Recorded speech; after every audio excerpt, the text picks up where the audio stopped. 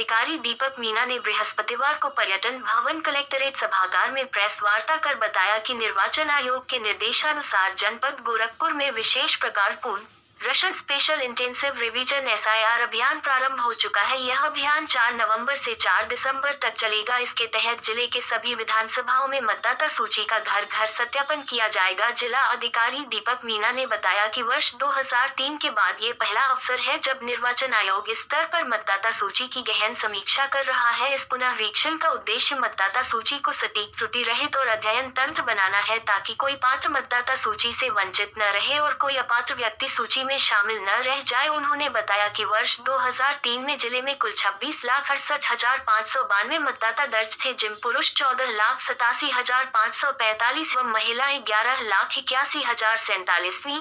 वर्तमान वर्ष 2025 में मतदाताओं की संख्या बढ़कर 36,86,533 हो गई है, जिसमें 119,72,109 पुरुष, 16,94,178 महिलाएं और 246 अन्य मतदाता शामिल हैं। जिला अधिकारी दीपक मीना ने बताया कि लगभग 10 लाख नए मतदाता का जुड़ना गोरखपुर की लोकतांत्रिक जागरूकता की प्रतीक है। मीडिया से बात करते हुए जिला अधिकारी दीपक मीना ने बताया कि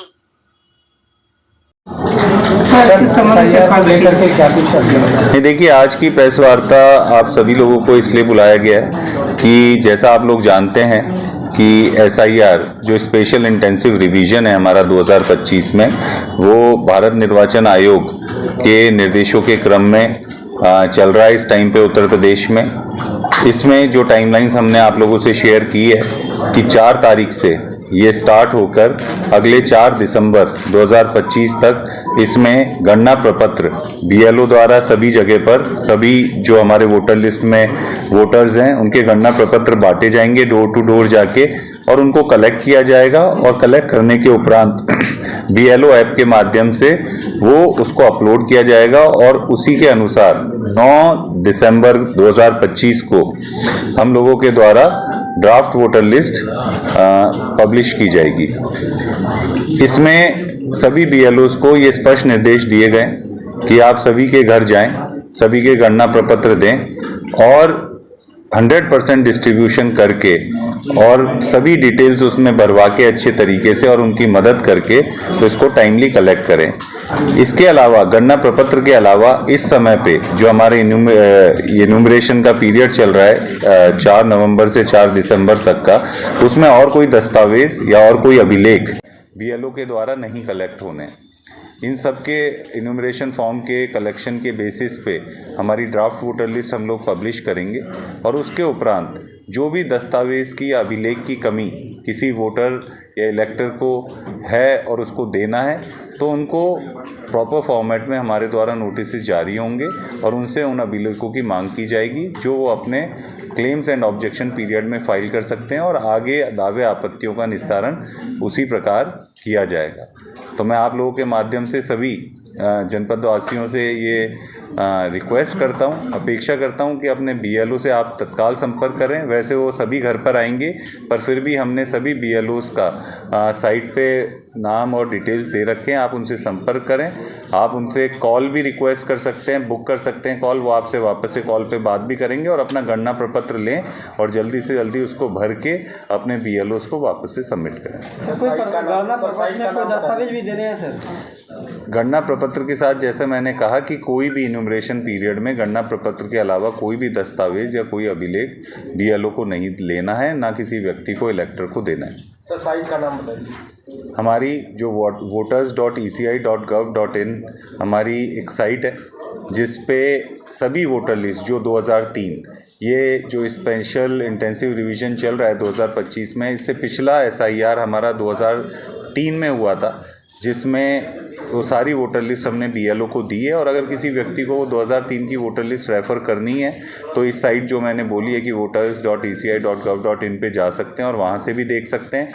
लोग स्वतंत्र हैं इलेक्टर्स की, वो अपना गणना प्रपत्र भी यहाँ से डायरेक्टली ECI की साइट से डाउनलोड कर सकते हैं और उसको भर भी सकते हैं अगर वो कहीं बाहर हैं और वहीं से डाउनलोड करना चाहते हैं। और कोशिश करें, BLOs को ये बोला गया ऑलरेडी वो मैपिंग का काम कर रहे हैं, पर ज़्यादा से ज़्यादा लोग, जितने लोग हम 2003 की वोटर लिस्ट से लिंक कर पाएंगे उतने ही कम अभिलेखों की या उतने ही हमारे दस्तावेजों की हमें दावे आपत्तियों में जरूरत पड़ेगी। अच्छा सर, पोलिंग स्टेशन से अगर मतदाता की दूरी दूर है, चेंज कराना चाह सकता है, तो ऐसा कोई प्रावधान है? नहीं, ऑलरेडी हमने पॉलिटिकल पार्टीज के साथ मीटिंग की है। इस काम के साथ पोलिंग बूथ या पोलिंग स्टेशन के रैशनलाइजेशन का वर्क भी चल रहा है। आपके माध्यम से भी मैं ये कहना चाहूंगा कि अगर कोई भी ऐसा पोलिंग स्टेशन है जिसको आपको लगता है कि उससे बेहतर और मानक पूर्ण करता हुआ उसके विसिनिटी में दूसरा पोलिंग स्टेशन है जहां पर बनना चाहिए, वो कोई भी व्यक्ति या पॉलिटिकल पार्टी मतलब वो अपने ऑब्जेक्शन रेज कर सकता है। हम लोग भी सारे पोलिंग स्टेशन को फिजिकली वेरीफाई कर रहे हैं और जहां पे भी वोटर्स और इलेक्टर्स के लिए जो सहूलियत हम दे सकते हैं और उसके लिए हमें मानक अनुसार कहीं चेंजेस करने पड़ेंगे तो हम लोग वो भी चेंजेस करेंगे। सर, लोगों में भ्रांतियां है कि नाम कट जाएगा वोटर लिस्ट से, तो ऐसे लोगों से क्या अपील करना चाहिए? नहीं, देखिए, मेरा सभी लोगों से यह आग्रह है कि आप अगर साइन करके अपना गणना प्रपत्र बेसिक डिटेल लिख के भी भर के दे देंगे तो भी वो काउंट होगा और तो भी उस व्यक्ति का नाम ड्राफ्ट वोटर लिस्ट में आएगा। मेरा सिर्फ इतना कहना है कि जितनी डिटेल के साथ और अच्छे से और पूरा सही भरेंगे उतना आपका क्लेम्स एंड ऑब्जेक्शन में वो फॉर्म नहीं जाएगा।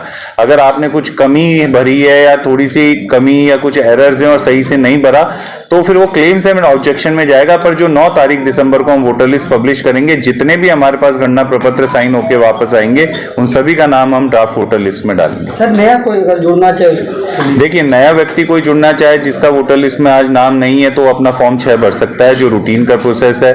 हमारे किसी को अगर अपना शिफ्ट हो गया है या इधर से एक विधानसभा से दूसरी विधानसभा करना है या कुछ और भी चीजें उसमें सही करवानी है तो फॉर्म 8 का प्राविधान भी है। तो वो रूटीन के प्रोसेस है। वो ड्राफ्ट वोटर लिस्ट के बाद भी कोई भरेगा तो फाइनल वोटर लिस्ट से पहले उसमें भी क्लेम्स एंड ऑब्जेक्शन सुन के और जो रूटीन में हम फॉर्म्स को प्रोसेस करते हैं उसी हिसाब से नाम जोड़े या ऑल्टर भी किए जा सकते हैं। अच्छा, कुछ लोग सर गांव में भी मतदाता है, शहर में मतदाता है? नहीं, देखिए, मतदाता हर किसी को अपना वोट डालने का अधिकार सिर्फ एक ही जगह है। तो मेरी सभी लोगों से, हम लोग अपने लेवल पे तो चेक कर ही रहे हैं। ऑलरेडी भारत निर्वाचन आयोग द्वारा समय समय पे और सॉफ्टवेयर के माध्यम से डुप्लीकेट वोटर लिस्ट की जो हम कहते हैं कि डीएसईज हैं, डेमोग्राफिक सिमिलर एंट्रीज, पीएसईज हैं, फोटो सिमिलर एंट्रीज, ये हमें रूटीन में मिलती है और हम नोटिस दे के लोगों से उसका निराकरण करते हैं। और इसके उपरांत भी अगर कुछ लोग अभी भी ऐसे हैं तो मेरा आग्रह है कि फॉर्म 8 भर के और आपको जहां पे भी अपना रखना है वोट वहां पे आप रखें और रेस्ट वोट को अपना डिलीट कर लें। सर, किसी मकान नंबर में 50 लोग वोटर हैं और 40 लोग बाहर हैं, 10 लोग घर पे, तो उनका कैसा रहेगा? नहीं, देखिए, ये मतलब ये एक हमारे पास वो भी है, अपॉर्चुनिटी भी है कि जब हम फॉर्म्स भर रहे हैं और गणना प्रपत्र भर रहे हैं तो जो डिटेल सही नहीं थी उसको भी बीएलओ अब सही कलेक्ट कर लें। मकान नंबर कहीं पे 0 थे तो उसको मकान नंबर अगर है तो वहां कर लें। और अगर किसी मकान में जेन्युइनली कुछ लोग बाहर काम करते हैं और अभी नहीं है तो उनके रिलेटिव्स भी उनका गणना प्रपत्र लेके भर के वापस कर सकते हैं। वो उनके रिलेटिव मतलब मदर, फादर या जो भी उनकी क्लोज फैमिलीज है तो उनके द्वारा भी हम लोग वो गणना प्रपत्र कलेक्ट कर लेंगे।